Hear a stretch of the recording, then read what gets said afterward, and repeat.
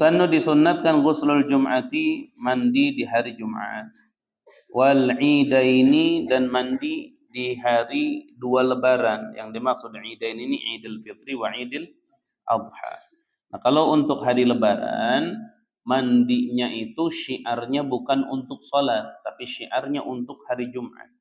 Maka semua siapapun yang sholat sunat lebaran ataupun tidak sholat sunat lebaran, semuanya dianjurkan untuk mandi hari lebaran, baik itu Idul Fitri ataupun Idul Adha. Ya.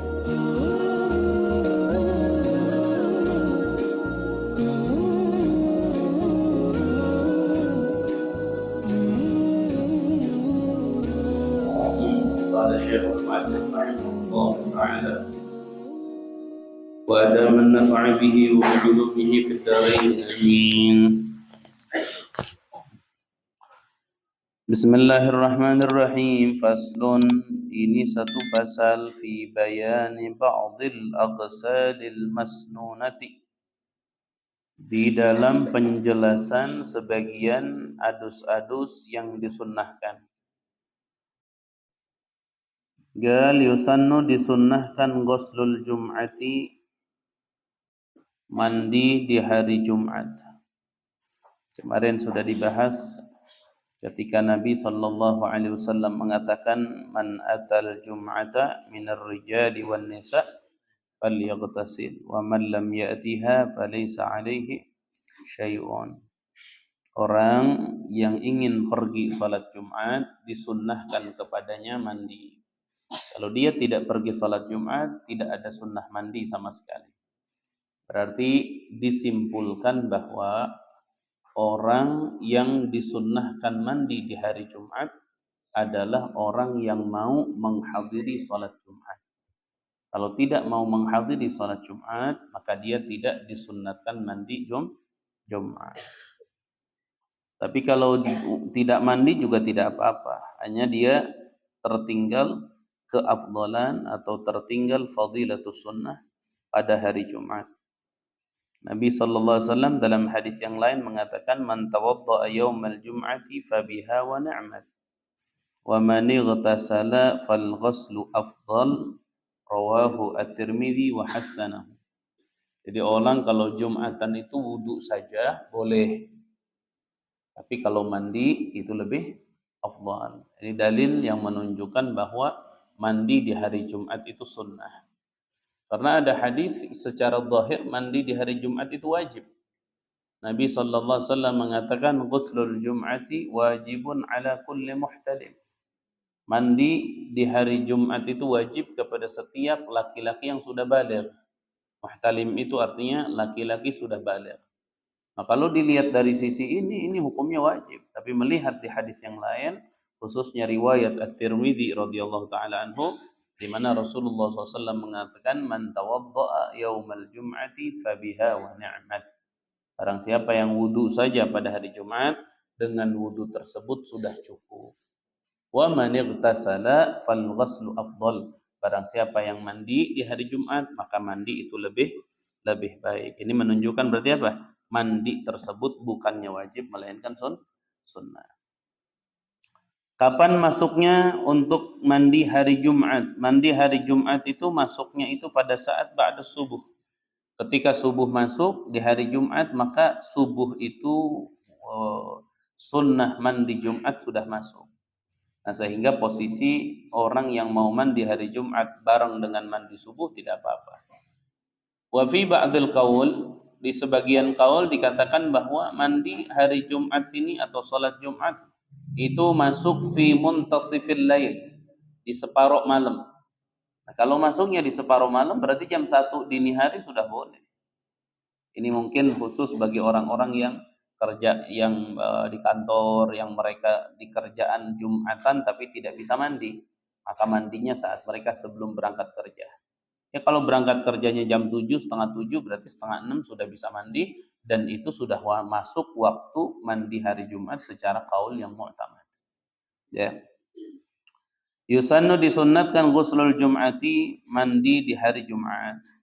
Wal idaini, dan mandi di hari 2 Lebaran. Yang dimaksud Idain ini Idul Fitri wa Idul Adha. Nah, kalau untuk hari Lebaran, mandinya itu syiarnya bukan untuk sholat, tapi syiarnya untuk hari Jumat.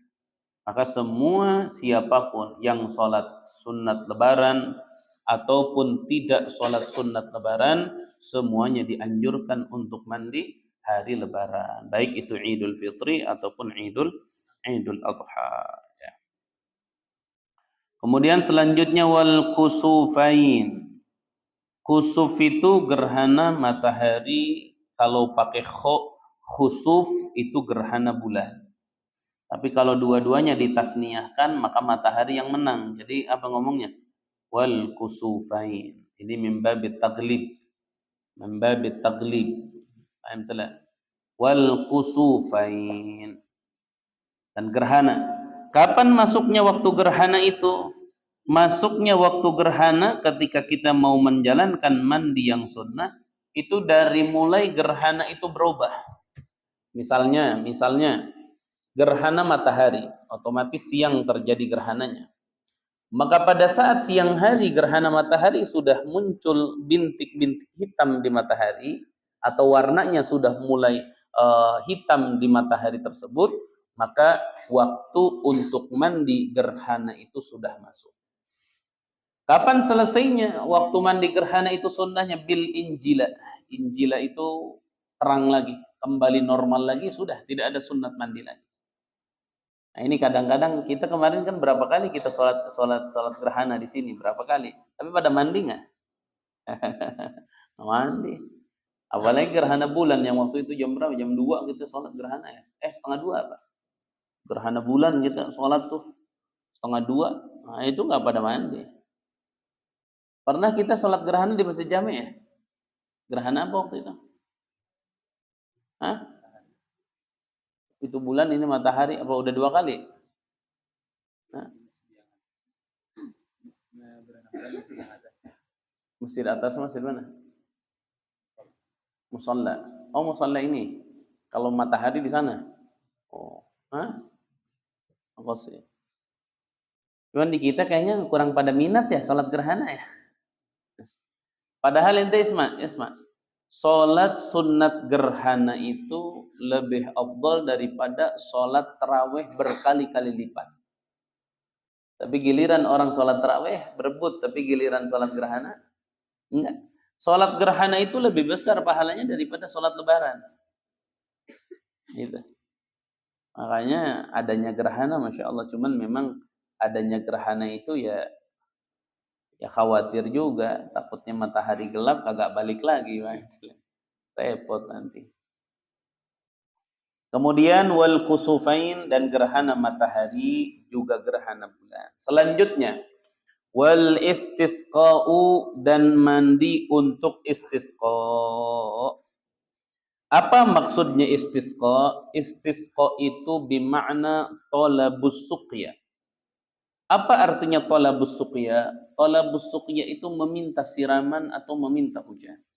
Ini babnya ada khusus, masalah istisqa. Sudah dibahas. Tapi insya Allah nanti di sini ada pasalnya khusus. Tapi gambaran dulu biar nyambung ke dalam mandinya. Perhatikan.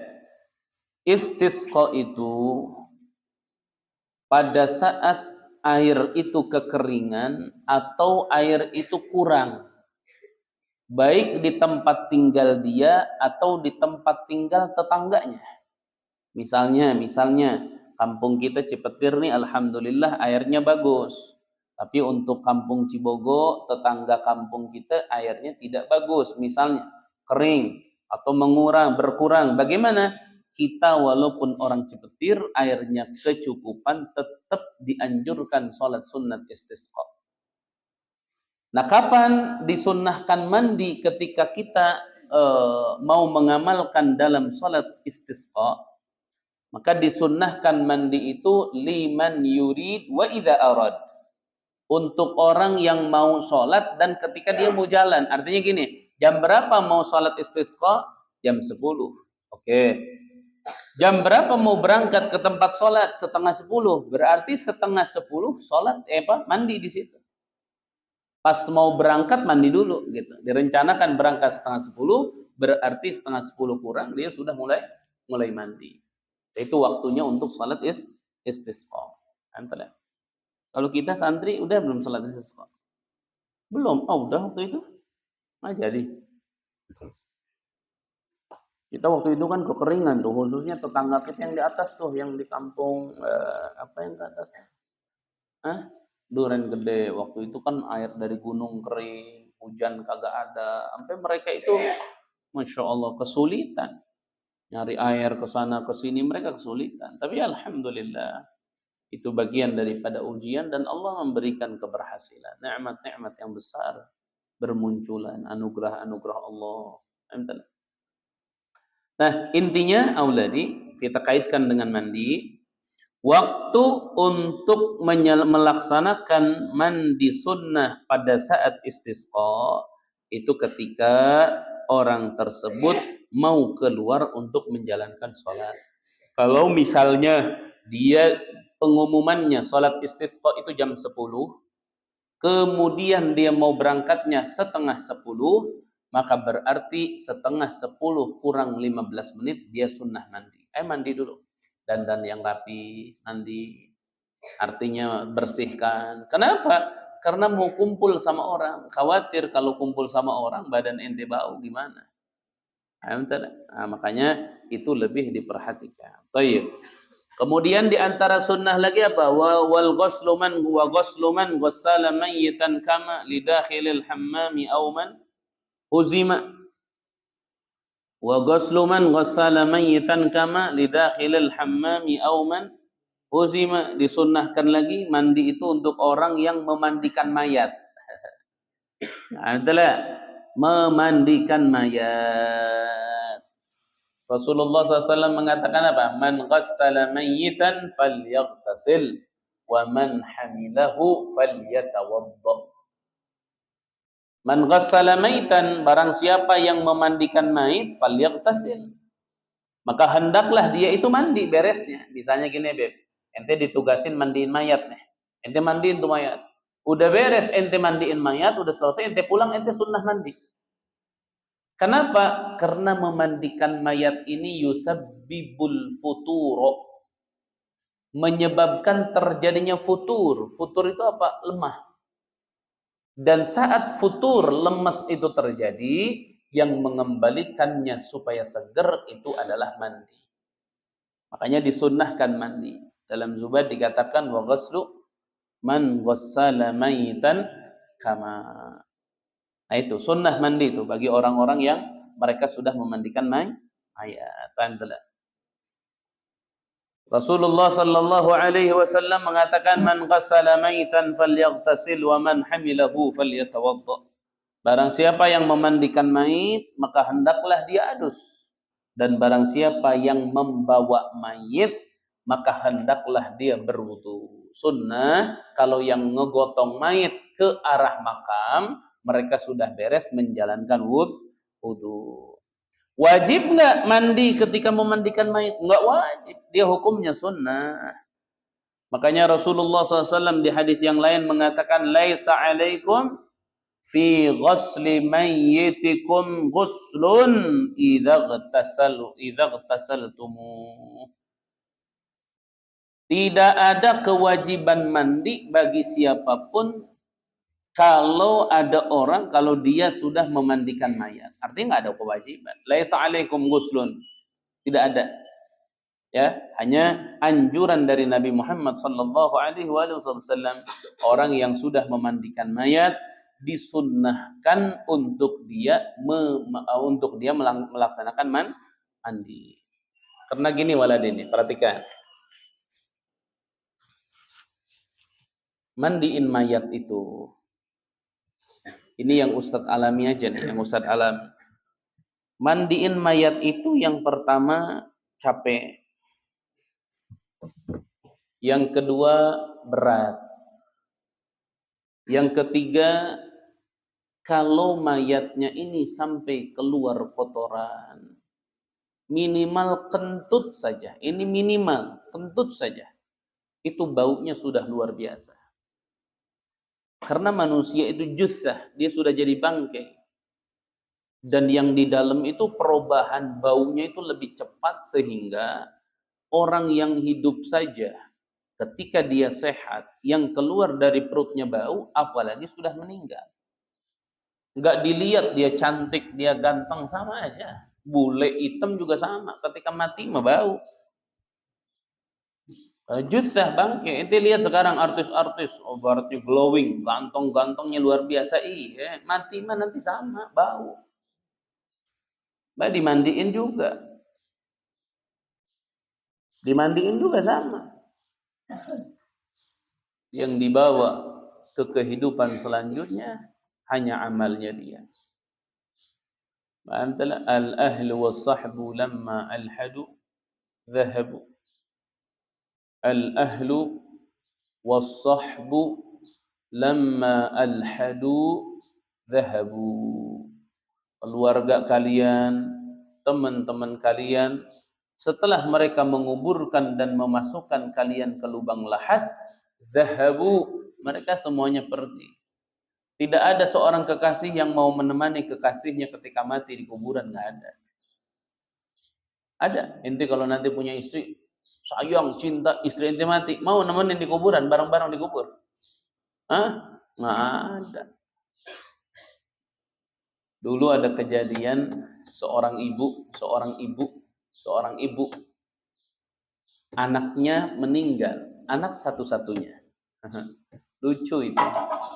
Anak satu-satunya itu meninggal dunia ceritanya. Menangislah dia histeris, menangis, parah nangisnya. Sampai keluar kalimat-kalimat, ya Allah, kenapa engkau cabut nyawa anakku? Cabut saja nyawa aku, ya Allah, jangan anakku. Biarkan aku yang meninggal duluan, jangan anakku. Itu dinasehatin sama orang kagak waras-waras, kagak sadar-sadar. Tetep aja dipeluk, anakku sudah meninggal. Anaknya sekitar 3-4 tahunan awalnya. Giliran ustadz di situ udah ngelihat mereka ngenasehatin kagak mempan, ya berarti jangan dinasehatin. Ustadz nasihatin nggak bakalan mempan. Akhirnya ustadz udah ngambil sikap, sudahlah bapak-bapak para jamaah sudah kumpul, sekarang ibu-ibu kumpulin. Ini ibunya sayang banget sama anaknya sudah meninggal, udah ibunya mandiin juga, kafanin, bareng kuburin aja.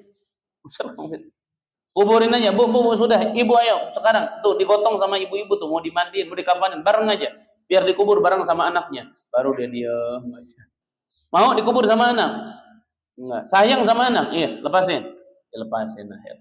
Dikubur mah dia kagak mau. Sayang banget, ayo kubur bareng aja, peluk sampai ke kuburan, mana ada yang mau deh. Udah jelas al-ahlu was-sahbu lamma al-hadu dhahabu. Keluargamu, teman-temanmu setelah memasukkanmu ke liang lahat, dhahabu, mereka pergi. Udah ente sendirilah.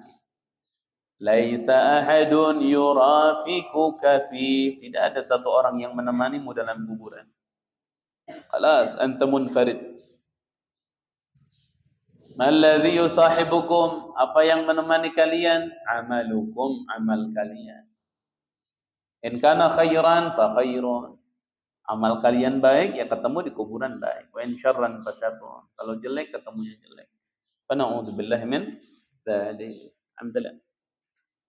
Hanya ingat-ingat, wa man ghassala al-mayyita, dan orang-orang yang memandikan mayat. Makanya kalau memandikan mayat itu dianjurkan keluarga mayit itu memberikan hadiah yang cukup dan besar kepada yang memandikan mayit. Bahkan boleh yang memandikan itu dikasih upah mengambil dari harta peninggalan mayit yang belum dibagikan secara waris. Boleh. Silahkan. Yang belum dibagikan secara waris itu boleh, silahkan untuk diambil. Alhamdulillah, karena berat memandikan mayat ini. Ustadz pernah mandiin mayat. Salah satu yang ikut namanya Muhammad Uthman Syarif. Salah satu yang ikut. Pas dia ikut nih, Muhammad Uthman Syarif ini ikut. Pertama kali dia mandiin, kebetulan dapat nasib mayatnya itu ngeluarin kotoran. Jadi pas diurut di sininya, ini kan ada pembersihan perut, pas diurut keluar, plek keluar. Kan baunya itu, pokoknya bau iblis lah pokoknya sudah. Bau. Akhirnya dia sampai pusing kali, nyium bau seperti sampai mau muntah. Ini kita teman-teman nih sudah ngomong, ya udah ke sana. Keluar dia. Di luar begini, kita udah beres mandiin mayat. Kan di Arab itu kalau beres mandiin mayat disuguhin makan. Nah, disuguhin makan nih. Ustaz normal aja makan. Yang lain makan, dia boro-boro makan. Akhirnya sambil pulang, badannya lemes, dia sambil ngomong apa? Hadza awal marrah wa akhir marrah. Ini pertama kali saya mandiin mayit dan ini yang terakhir kali saya mandiin mayit. Mentalnya jatuh, down langsung. Akhirnya sampai pesantren pun makan susah, sorenya nggak makan. Karena masih mengenang aroma misik yang dipakai oleh iblis kan, aroma misik yang dipakai oleh iblis. Masya Allah, aulad. Ustaz pernah mandiin mayat? Ustaz pernah mandiin mayat yang diamputasi kakinya. Jadi dia sakit, bulat, diamputasi sampai paha, beres diamputasi, nggak tertolong, intinya mati. Jadi pemotongannya ini belum jadi daging, masih bekas potongan, darah masih netes. Cuman dilapisi kulit, dijahit pinggirannya, diobras. Kulit masuk begitu. Darah masih netes. Ustaz mandiin mayat itu. Masya Allah.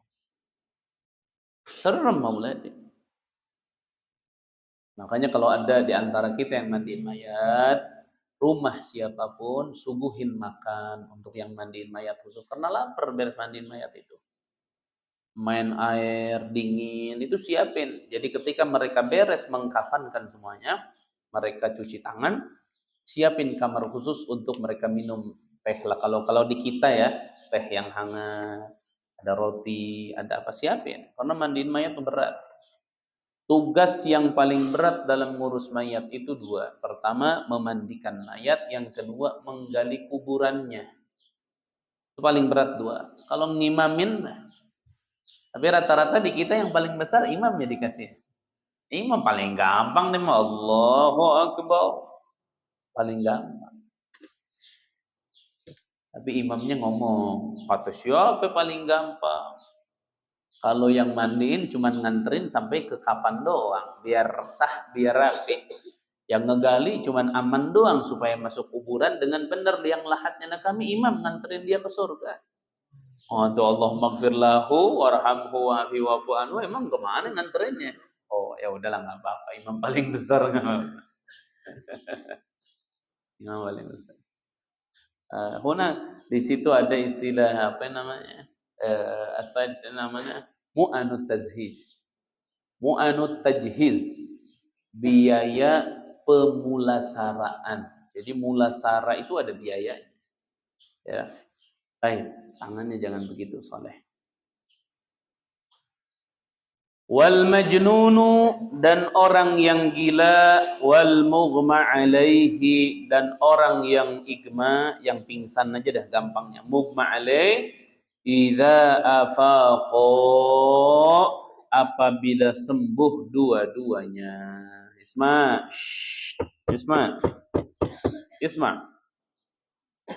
Orang yang gila atau orang yang pingsan apabila dia sadar dan dia sembuh, sunnah dia mandi agar segar. Khususnya yang gila, tapi dengan catatan, ingat-ingat.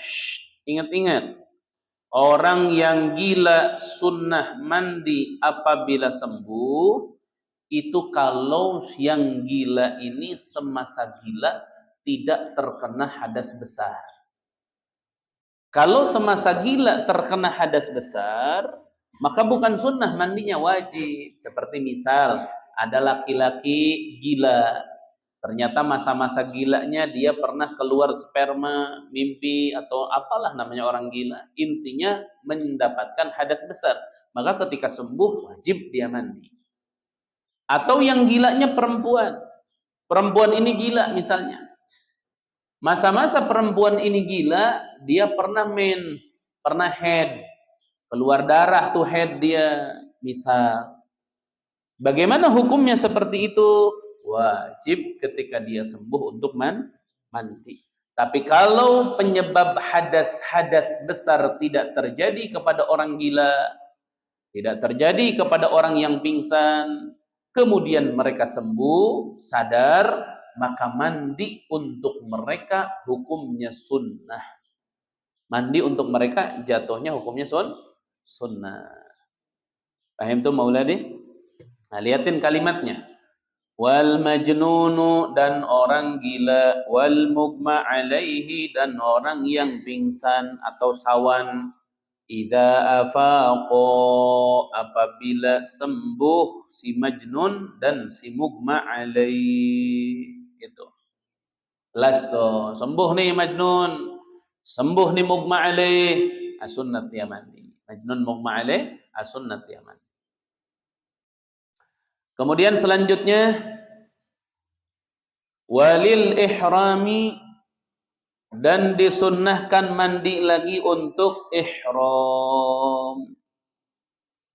Maksudnya ihram itu apa? Ad-dukhulu fi manasikil haji awil umrati aw fihima. Artinya ihram itu masuk di dalam ibadah haji atau ibadah umroh atau dua-duanya. Makanya orang kalau mau ihram untuk haji atau mau ihram untuk umrah, disunnahkan dia mandi dulu. Namanya mandi sunnatul ihram. Sunnat mandi. Ya. Kapan waktunya mandi untuk ihram? Kalau waktunya mandi untuk ihram, kalau dia mau ihram. Boleh nggak di awal-awal? Boleh. Yang penting dia mau ihram. Contoh misalnya gini, ada orang Bogor mau berangkat umroh. Dia akhirnya ngomong, Ustadz, saya mah pengen mandi ihramnya di rumah aja. Walaupun nanti ihramnya kan di Mekah. Boleh di rumah aja. Sah. Tapi afdolnya mandi untuk ihram itu di tempat yang mendekati dia menjalankan ihram. Kalau di Madinah, berarti mandinya di mana? Di Madinah. Gitu. Nah, karena orang kalau pergi umroh ini, kita contoh yang umroh aja yang paling sering. Orang kalau pergi umroh rata-rata mereka turunnya di Mekah. Di Jeddah. Dari Jeddah itu rata-rata mereka ke Madinah dulu. Atau orang pesawatnya turun di Madinah, mereka langsung di Madinah. Saat mereka di Madinah, barulah mereka jalan ke Mekah. Di pertengahan itu ada namanya Dzul Hulaifah atau Bir Ali atau Dzul Hulaifah. Disitulah tempat untuk miqat. Nah, di situ sunat mandi yang paling afdal. Karena mereka mau menjalankan ihram, kemudian salat sunat ihram, kemudian mereka ihram. Nah, mandi afdalnya di situ. Tapi kalau tidak bisa di situ karena mungkin repot, maka biasanya mandinya di hotel-hotel. Nah, di hotel kan ajib, betul. Tapi hotel di kita di Mekah mah tetap aja sama. Ya. Sekarang ini di Mekah lagi padat sekarang. Allahu Akbar. Padat di Mekah. Orang sekarang tidak tahu nih. Betul-betul membeludak jutaan orang pergi ke Mekah itu di seluruh dunia. Enggak tahu ada rahasia apa di balik semua ini. Manusia menjerit sulitnya ekonomi, tapi ke Mekah mudah. Di sisi lain itu nikmat dari Allah bagi mereka yang pergi ke Mekah. Tapi di sisi lain ini pasti ada tanda-tanda, ada apa dengan kejadian ini. Ya, karena nanti auladi barakallahu fikum, ada sebuah hadis Nabi sallallahu alaihi wasallam mengatakan, hujju qabla an tumna'u. Hujju, hajilah kalian semua. Qabla an tumna'u, sebelum kalian dilarang untuk haji. Jadi akan ada masa dilarang manusia untuk haji. Nah, biasanya larangan-larangan itu terjadi ketika sudah membeludak. Ya wallahu alam bisawab. Kita berharap yang terbaik. Tapi kan tahu sendiri, haji yang Allah syariatkan kepada kita tempatnya cuma satu, di Mekah saja. Jadi kalau Mekah melarang siapapun masuk ke Mekah, berarti bisa haji nggak kita? nggak bisa haji secara fisik berkeliling di Baitullah, wukuf di Arafah, nggak bisa kita haji. Tapi kalau mendapatkan pahala haji masih banyak. Seperti diantaranya i'tikaf ba'da sholat subuh sampai munculnya matahari, kemudian dia sholat sunnat isyraq 2 rakaat, itu sama dengan apa? Haji. Atau kalian misalnya nanti sudah dewasa, kalian menjenguk orang tua dengan tujuan memperhatikan kedua orang tua, itu sama ibadah, sama pahalanya seperti ibadah haji. Masya Allah, banyak yang Allah Subhanahu wa ta'ala syariatkan kepada kita amal-amal yang pahalanya sama seperti menjalankan ibadah haji. Kemudian selanjutnya walidukhuli Makkatal musyarrafata, dan disunnahkan lagi mandi ketika masuk kepada kota Mekah al-Mukarramah. Tapi ini masih ikhtilaf antara ulama. Kenapa? Ya karena ketika ente ihram masuk ke Mekah kan ente mandi juga untuk ihram. Masa ente mandi lagi untuk masuk ke Mekah? Ya, ini artinya ada ikhtilaf. Cuma ulama semuanya sepakat bahwa disunnahkan. Kenapa? Ya karena posisinya ente di Mekah akan bertemu banyaknya manusia. Sehingga dengan banyaknya manusia, ente akan banyak berdekatan, bersentuhan, sehingga badan ente harus bersih dari kotoran, sehingga tidak mengganggu orang lain. Paham? Walil wukufi bi Arafah, dan juga sama disunnahkan kita ini mandi ketika mau menjalankan wukuf di padang Arafah. Ya. Di padang Arafah itu yang paling afdal, ada masjid di Arafah, itu masjid apa namanya? Masjid di Arafah, masjid apa? Di Arafah masjid apa? Ente belum pernah wukuf apa? Yang paling afdal itu di Masjid Namirah. Di Namirah itu. Artinya lebih dekat dia ke tempat itu. Intinya gini aulad, intinya gini, Isma. Nih Ustaz kasih rumusan paling gampang. Setiap kali kita berkumpul dengan orang lain, maka dianjurkan mandi dulu. Dan paling afdol mandi itu dijalankan ketika mendekati terjadinya perkumpulan itu. Contoh, ente mau Jumat, jam berapa berangkat? Jam 11. Maka mandinya afdol setengah 11. Ente mau berangkat jam berapa? Jam 10, mandinya setengah 10. Jangan ente berangkat jam 10, mandinya setengah 6. Jangan. Kecuali kalau ada tujuan-tujuan baik yang lain, seperti para pekerja, mereka ke kantor sebelum pergi mereka mandi Jumat dulu supaya nanti nggak mandi lagi, itu jelas ada tujuan-tujuan lain. Tapi kalau lagi normal enggak. Dekat waktu berangkat mandi itu lebih afdal. Agar apa?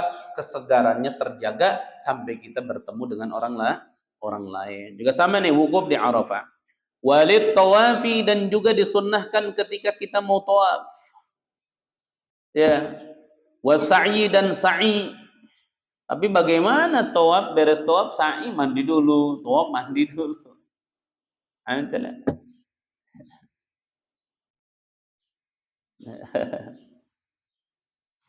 Antelah. Bagaimana? Tadi ihram mandi, kemudian mau wukuf mandi, mau tawaf mandi lagi, mau sa'i mandi lagi. Gimana ya kan? Tawaf itu di Ka'bah, sa'i di Safa Marwah. Ini beres tawaf ke sana, masa mandi dulu? Gimana ceritanya sih? Ah, ente pahamin. Pahamin dulu. Musannif di sini, muallif di sini mengatakan sunat mandi untuk tawaf dan sa'i itu mengikuti pendapat yang dhaif. Dhaif itu lemah. Yang mu'tamad tidak disunnatkan orang tawaf, orang sa'i mandi dulu.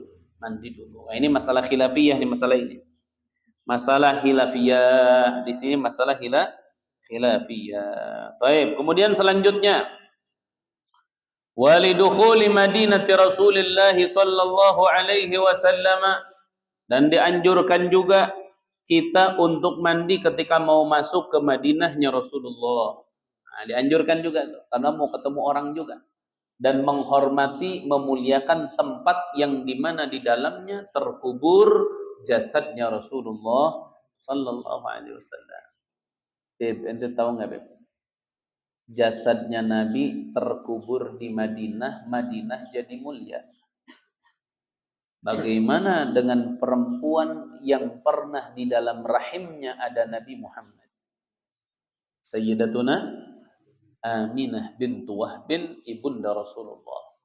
Maksudnya Ustaz ngomong begini kenapa? Ada orang kadang-kadang apa namanya? Tidak sopan, ngaji tidak diperdalam dulu. Gara-gara mendengar satu kalimat ayahku dan ayahmu di neraka, akhirnya mereka memvonis ibu bapak Nabi itu di neraka. Memvonis begitu.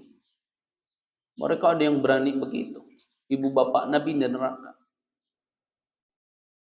Sementara mereka tidak mengkaji bagaimana hadis tentang riwayat Sayyidatuna Aisyah. Riwayat yang masyhur ketika Nabi mau melaksanakan haji wada'. Nabi sallallahu alaihi wasallam berangkat dari Madinah. Kemudian di suatu tempat namanya Abwa, Nabi menangis, sedih. Nabi sedih, akhirnya ditanya sama Sayyidatuna Aisyah, "Ya Rasulullah, kenapa engkau sedih?" Menjawab, "Aku teringat kedua orang tuaku." Akhirnya Nabi Muhammad izin kepada Allah untuk berziarah ke makam ibu dan bapaknya. Diizinkan Nabi Muhammad. Berangkatlah Nabi Muhammad sallallahu alaihi wasallam ke makam ibu dan bapaknya. Akhirnya Nabi berdoa kepada Allah meminta untuk dibangkitkan kembali ibu dan bapaknya agar kedua-duanya masuk ke dalam Islam atau bersyahadah. Allah muliakan khusus untuk Nabi Muhammad dihidupkan kembali. Beres dihidupkan kembali, mereka bersyahadat kepada Rasulullah. Akhirnya Nabi kembali kepada Sayyidatuna Aisyah dan para sahabat dalam keadaan bahagia, senyum berseri-seri. Masya Allah. Ditanya sama Sayyidatuna Aisyah, "Ya Rasulullah, tadi engkau pergi wajahmu sedih. Saat ini engkau kembali wajahmu gembira, ada apa?" Rasulullah menjawab, "Duhai Aisyah, Allah telah memuliakan aku dengan menghidupkan kembali kedua orang tuaku dan kedua-duanya bersyahadat dengan kerasulanku," artinya beriman dengan risalah Nabi Muhammad sallallahu alaihi wasallam. Ada orang berkata ini hadisnya dhaif. Ini nih yang cerita ini hadisnya dhaif. Yang dhaif bukan hadis, yang dhaif itu ente. Akal ente yang dhaif. Makanya ada satu syair mengatakan apa? Ayqantu sila Habib mana sih? Zek ente mah. Ayqantu anna aban nabiyyi wa ummahu ahyahuma ar-rabbul karimul barri hatta lahu syahida bisidqi tilawatin fatilka karamat sallim fatilka karamatul mukhtari. Hadzal haditsu wa man yaqulu bi dha'fihi fahuwa ad-dha'ifu 'anil haqiqati 'ari. Perhatikan di kalimatnya. Perhatikan kalimatnya. Ayqantu, aku meyakini, anna aban nabiyyi wa ummahu, sesungguhnya ayah dan ibunya Kangjeng Nabi Muhammad, ahyahuma, telah menghidupkan kepada dua-duanya ar-rabbu, Allah, al-karimu, yang maha dermawan, al-bari, yang maha mengurus. Ar-rabbul karimul bari.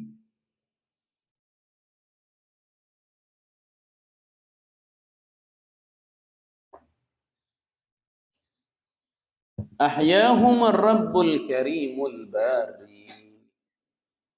Ahyahuma ar-rabbul karimul bari.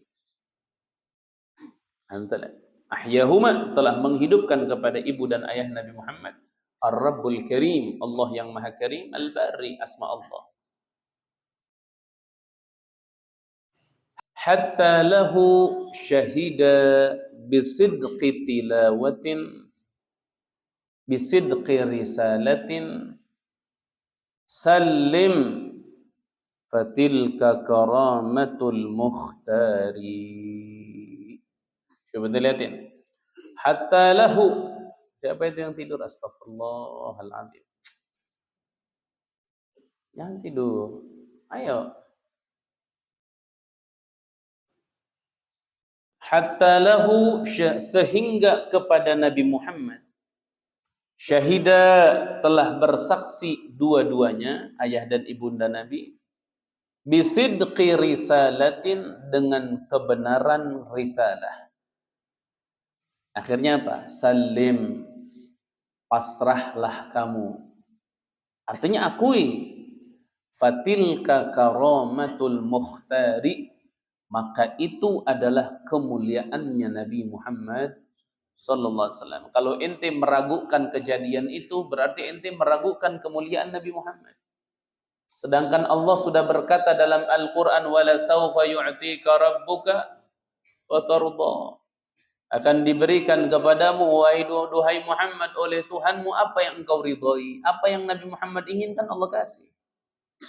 Wala sawfa yu'tika rabbuka wa tarda. Hanya meminta ibunda dan ayahandanya bangkit kembali, Masya Allah, ada orang masih nggak percaya. Berarti keyakinan dia terhadap kemuliaan Nabi Sallallahu Alaihi Wasallam betul-betul kecil. Bisa jadi mereka menyamakan Nabi Muhammad dengan kita.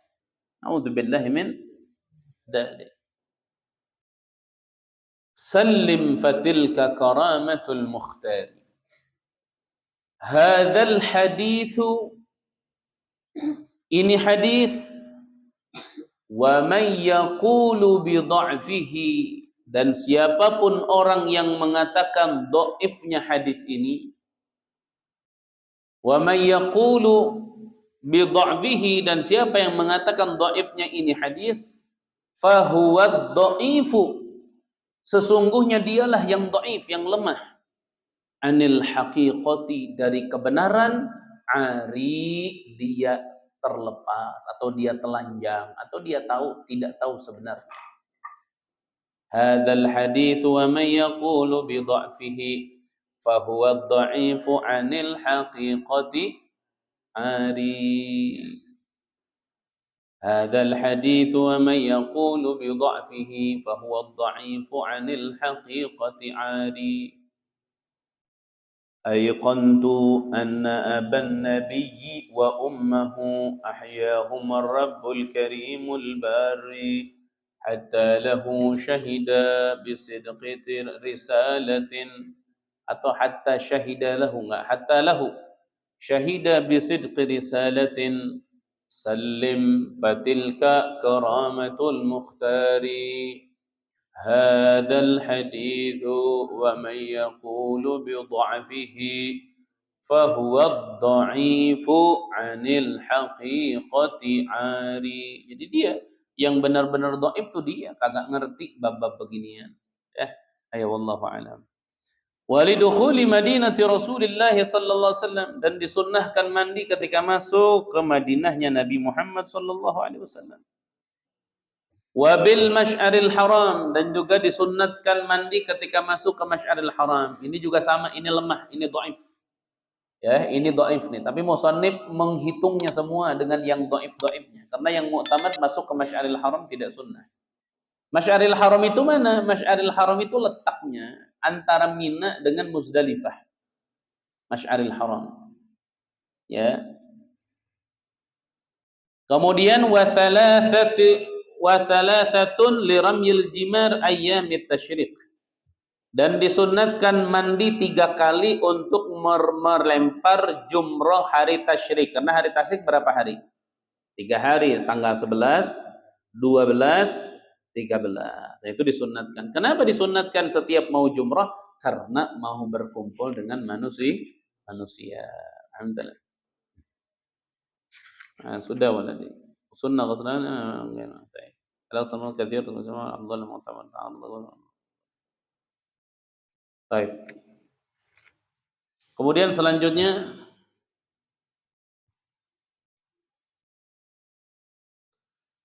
babut tayammum wa syurutut tayammum thalathatun ahlu ighwa. Baik, nanti dah bab tayammum nanti kita bahas. Ayo wallahu alam bisawab. Wallahu alam bisawab. Sallallahu alaihi wasallam Muhammad an-nabiy wa ala alihi wa sahbihi.